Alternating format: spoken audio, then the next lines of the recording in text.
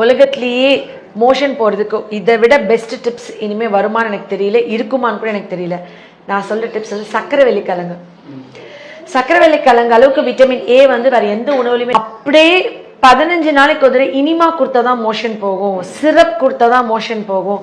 இல்லை என் குடல்ல மோஷன் தேங்கி இருக்கு, ஒழுங்கா போகாதவங்களுக்கு உலகத்திலே எனக்கு தெரிஞ்சு அப்படியே சர்க்கரை வெள்ளி கிழங்குல விட்டமின் ஏ, சிஇ, அப்புறம் விட்டமின் பி5, ரிபோஃப்ளவின், நியாசின், தயமின் சத்துக்கள் இருக்கு. இந்த சத்துக்கள்லாம் இதுல கொட்டி கிடக்குது. இதுல எவ்வளவு தூரத்துக்கு கொட்டி கிடக்குதுன்னா, இந்த விட்டமின் பி5ன்ற சத்து குறைபாடு உள்ளவர்களுக்கு ஜென்ரலா முகத்துல பரு, தலையில பொடுகு, அதுக்கப்புறம் மூட்டு சம்பந்தமான நோய்கள், ரொமட்டாய்டு ஆர்த்ரைட்டிஸ், இந்த சர்க்கரை வியாதிக்காரங்களுக்கு பாத எரிச்சல் வரும், கால்லாம் எரியுது திகு திகுன்னு இந்த குளிர்காலத்துல ரொம்ப சொல்லுவாங்க.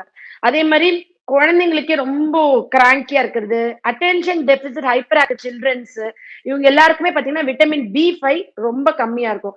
அது மட்டுமான்னு பார்த்தோம்னா விட்டமின் பி5 கம்மியா இருக்கவங்களுக்கு தோல் சம்பந்தமான நோய்கள், அதாவது ரிங்வார்ம் இன்ஃபெக்ஷன் சொல்லுவோம், படர்தாமரை அதிகமா இருக்கும். இது எல்லாமே குளிர்காலத்துல மூட்டு சம்பந்தமான நோய்கள் வர்றது, பாத எரிச்சல் எல்லாமே குளிர்காலத்துல ஆப்வியஸா இருக்கும்.